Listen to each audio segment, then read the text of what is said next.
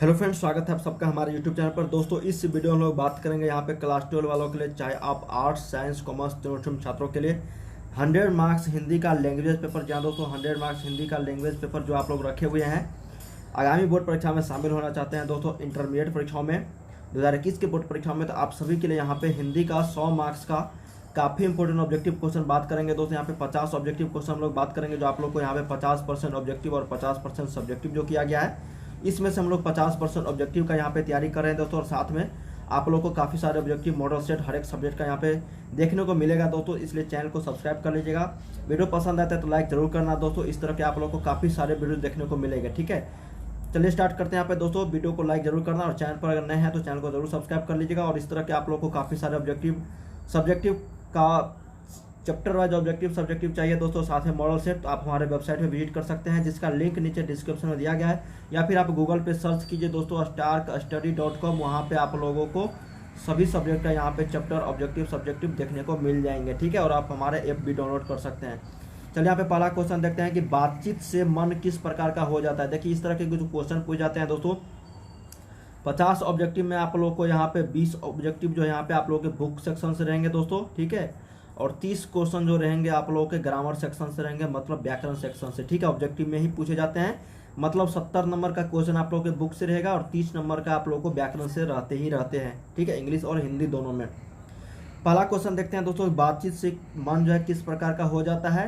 तो बातचीत चैप्टर में इस तरह का आप लोगों को क्वेश्चन मिलेगा दोस्तों, बातचीत से मन किस प्रकार का हो जाता है, तो हल्का और स्वच्छ हो जाता है। तो याद रखिएगा, एक का बी आपका सही उत्तर हो जाएगा। 2 नंबर है कि हिंदी की पहली श्रेष्ठ कहानी कौन सी है दोस्तों। तो हिंदी की पहली श्रेष्ठ कहानी जो है आप लोगों के बुक के अनुसार, तो वो है आप लोगों को उसने कहा था। तो राइट आंसर यहाँ पे 2 का सी हो जाएगा। उसने कहा था एक श्रेष्ठ कहानी है हिंदी की, ठीक है, 2 का सी। 3 नंबर है दोस्तों कि जयप्रकाश नारायण के अनुसार देश का भविष्य किसके हाथों में है।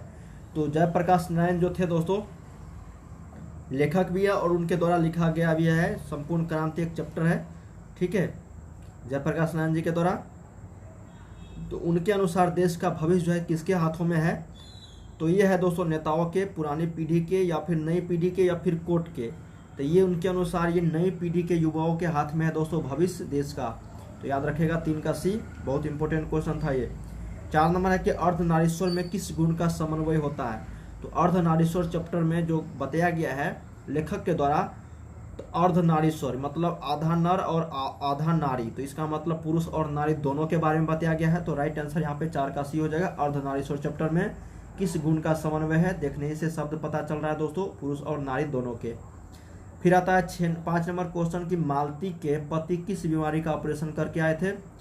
जो मालती है दोस्तों, जो मुख्य पात्र है आप लोग के बुक में कहानी के, वो किस बीमारी का ऑपरेशन करके आए थे मालती के पति।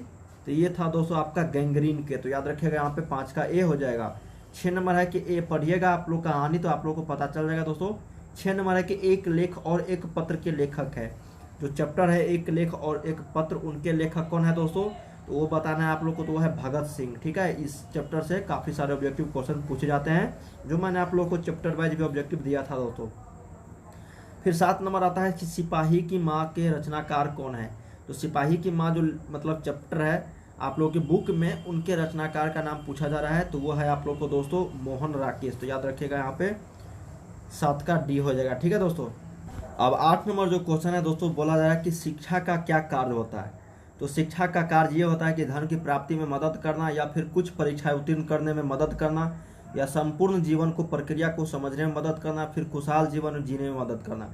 ये जो 8 का सी ऑप्शन है दोस्तों, ये काफ़ी मतलब ये जो मतलब ऑप्शन है, ये शिक्षा का जो क्या कार्य है उनको अच्छी तरह से दर्शाता है यहाँ पे, कि संपूर्ण जीवन को प्रक्रिया को समझाने में मदद करना। तो राइट आंसर आपका 8 का सी हो जाएगा, ठीक है।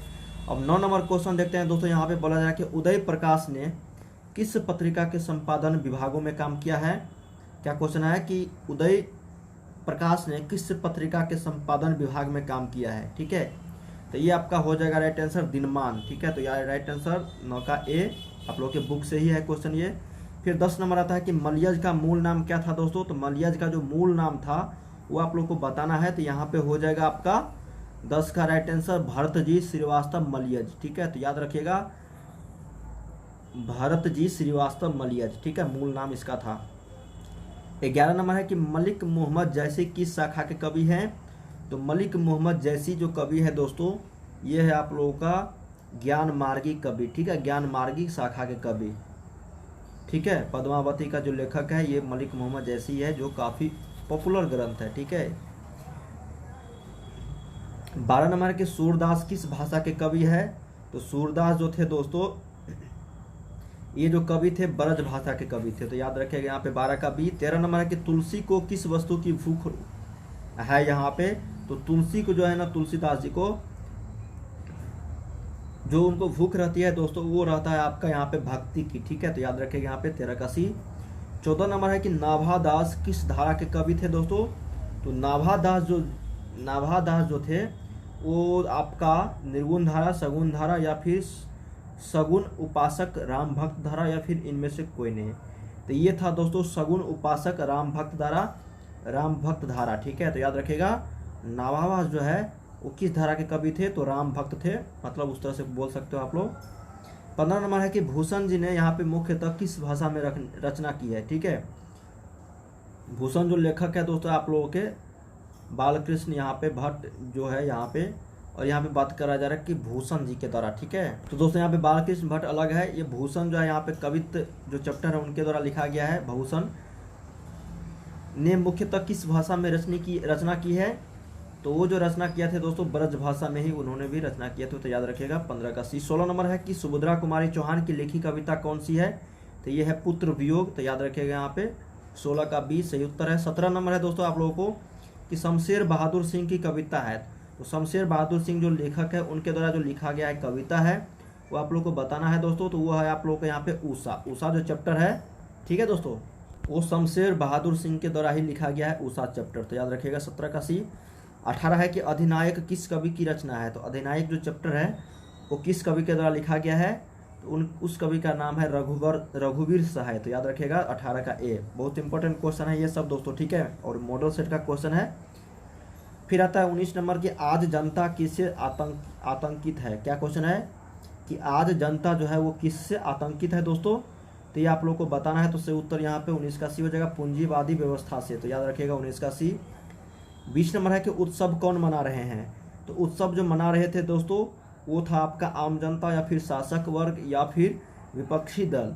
तो ये शासक वर्ग जो है उत्सव मना रहे थे। आप लोगों के बुक से ये क्वेश्चन उठाया गया है, ठीक है। 21 है कि हर्ष उल्लास का संधि विच्छेद क्या है। तो अब यहाँ से देखिए मैंने आप लोगों को बताया ही था दोस्तों कि 20 क्वेश्चन जो है आप लोगों को बुक से रहेंगे और 21 से यहाँ पे 50 क्वेश्चन तक आपको ग्रामर सेक्शन से रहेंगे, ठीक है। तो यहाँ पे हर्ष उल्लास का संधि विच्छेद क्या होगा। तो हर्ष जोड़ उल्लास किस ऑप्शन में है दोस्तों। तो यह है आपका बी ऑप्शन में, तो 21 का राइट आंसर आपका बी हो जाएगा, हर्ष जोड़ उल्लास। 22 है कि सूर्योदय का संधि विच्छेद क्या है।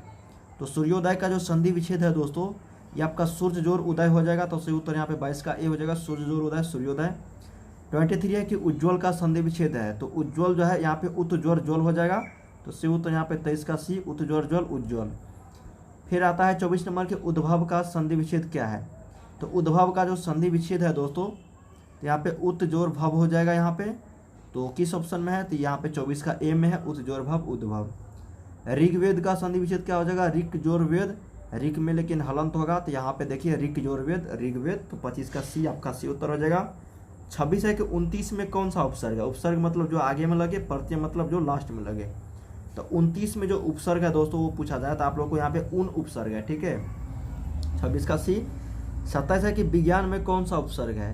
तो विज्ञान में जानते होंगे दोस्तों यहाँ पे जो है वी उपसर्ग है, वी, ठीक है, जिससे यहाँ पे विज्ञान बना, ठीक है।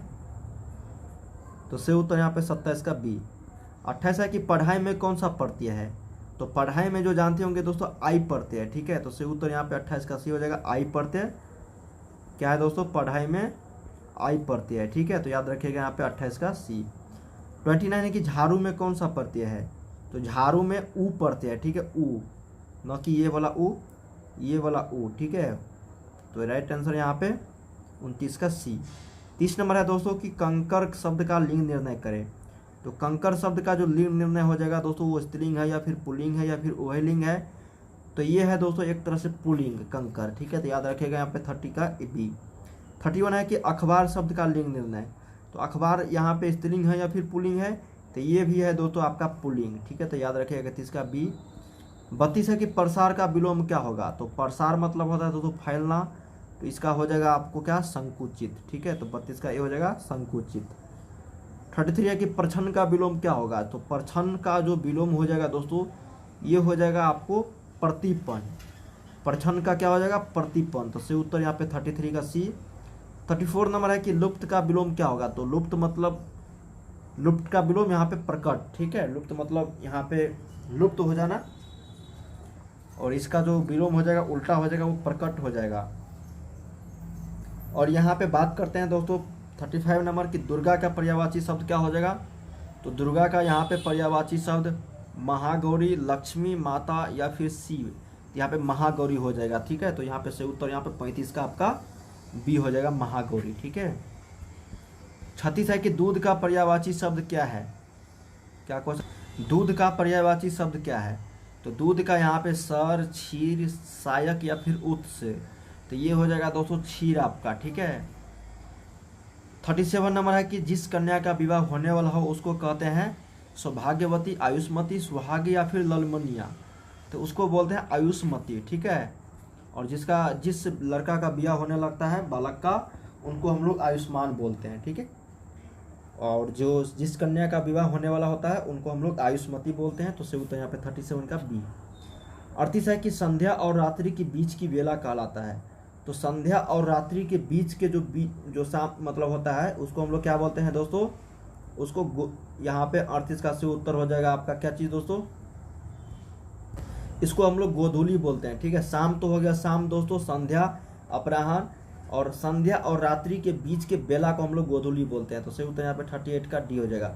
फिर 39 है दोस्तों कि दंपति का विशेषण क्या हो जाएगा, तो दंपति का जो विशेषण हो जाएगा संपत्ति, दाम्पत्य या फिर दाम्पत्य या फिर दाम्पत्यशील, विशेषण पूछा ही जाता है दोस्तों। 3 से 4 क्वेश्चन आप लोगों के एग्जाम में 12 हिंदी में 100 मार्क्स वाले में, तो दंपति का जो विशेषण हो जाएगा दोस्तों वो आप लोग को यहाँ पे बताना है, तो वो दाम्पत्य हो जाएगा, तो याद रखिएगा 39 का बी हो जाएगा। 40 है कि उद्योग का विशेषण क्या हो जाएगा, तो उद्योग का औद्योगिक हो जाता है, ठीक है, तो याद रखिएगा यहाँ पे डी। 41 है कि साहित्य का विशेषण क्या हो जाता है, तो साहित्य का साहित्यिक हो जाता है दोस्तों, तो याद रखिएगा यहाँ पे 9 की साहित्यकार मार देना, साहित्यिक होता है, 41 का बी। 42 है कि अपाद मस्तक में कौन सा समास है, तो अपाद मस्तक में जो समास है दोस्तों वो आप लोग यहाँ पे बताना है, तो वो है अव्ययी भाव, तो राइट आंसर यहाँ पे 42 का ए हो जाएगा। 43 है दोस्तों कि पुस्तकालय में कौन सा समास है, तो पुस्तकालय में जो समास है दोस्तों वो आप लोग को बताना है, तो वो तत्पुरुष समास है, तो यहाँ पे 43 का बी हो जाएगा। 44 देखते हैं कि अष्ट धातु में कौन सा समास है, तो अष्ट धातु में जो यहाँ पे समास है दोस्तों, अष्ट यहाँ पे बोला जा रहा है, तो अष्ट धातु में जो समास है वो द्विगु समास है, तो याद रखिएगा यहाँ पे 44 का सी हो जाएगा, ठीक है। 45 है दोस्तों कि फल फूल में कौन सा समास है, फल फूल में, तो फल फूल में जो यहाँ पे समास बोला जा रहा है तो आप लोग का यहाँ पे हो जाएगा द्वंद्व समास, ठीक है, फल फूल, ठीक है, दिन रात, इस तरह से द्वंद्व समास का उदाहरण होता है माता पिता, ये फल फूल, बीच में हाइफन भी होना चाहिए। 46 है कि सपरिवार में कौन सा समास है, सपरिवार, तो सपरिवार में जो समास है दोस्तों वो आप लोग के बताना है, तो ये अव्ययी भाव समास है। फिर आता है कि दांत खट्टे करना मुहावरे का क्या अर्थ है, तो दांत खट्टे करना मुहावरे का अर्थ जो होता है दोस्तों, मतलब दांत खट्टे कर दिए उसको, तो उसका जो अर्थ हो जाता है पराजित करना, ठीक है, तो याद रखिएगा यहाँ पे 47 का सी। 48 नंबर है दोस्तों, बोला है कि छाती पर मूंग दलना मुहावरे का क्या अर्थ होता है, तो छाती पर मूंग दलना का मुहावरे का जो अर्थ होता है वो होता है कि विरोधी के सामने ही उसे दुख पहुंचाने की कार्यवाही, क्या क्वेश्चन है, छाती पर मूंग डालना, उनका अर्थ जो है मुहावरे का विरोधी के सामने ही उसे दुख पहुंचाने की कार्यवाही करना। फिर आता है 49 नंबर के 3-13 होना मुहावरे का क्या अर्थ है, तो 3-13 होना मुहावरे का जो अर्थ हो जाता है दोस्तों वो होता है आप लोग को बिखर जाना, तो सही उत्तर यहाँ पे 49 का बी हो जाएगा। 50 नंबर है कि त्राही त्राही करना मुहावरे का क्या अर्थ है, तो त्राही त्राही करना मुहावरे का जो अर्थ हो जाएगा वो हो जाएगा क्रोध करना, ठीक है, सॉरी रक्षा के लिए पुकारना, क्रोध करना नहीं होगा, त्राही त्राही करना मतलब रक्षा के लिए पुकारना, तो सही उत्तर यहाँ पे 50 का ए। हम लोग दोस्तों इसमें जो मॉडल सेट का क्वेश्चन किया है 150 ऑब्जेक्टिव, वो आप लोगों को 50% ऑब्जेक्टिव पे पैटर्न पे आधारित था, जो बिहार बोर्ड के द्वारा जारी किया गया है दोस्तों 2018 से ही। अब टोटल 60 ऑब्जेक्टिव क्वेश्चन पूछे जाते हैं, जिसमें से आप लोग को सिर्फ और सिर्फ 50 का जवाब देना रहता है, स्टार्टिंग से 50। ठीक है, स्टार्टिंग से मतलब 60 में सिर्फ और सिर्फ आप लोग को 50 ही जवाब देना है। ठीक है, तो उम्मीद करते हैं इस वीडियो के माध्यम से आप लोग को काफ़ी सारी जानकारी मिला होगा दोस्तों। इस तरह के और भी वीडियो देखना चाहते हैं तो जरूर कमेंट कीजिए, लाइक कीजिए, सब्सक्राइब कर लीजिएगा चैनल को, और हमारे वेबसाइट पर विजिट कीजिए दोस्तों, जहाँ से आप लोग को सब सब्जेक्ट का आप लोगों को मिल जाएगा प्रैक्टिस सेट करने के लिए, और हमारे मोबाइल ऐप को भी डाउनलोड कर सकते हैं। मिलते हैं नेक्स्ट वीडियो में, देखते रहिए इस चैनल को।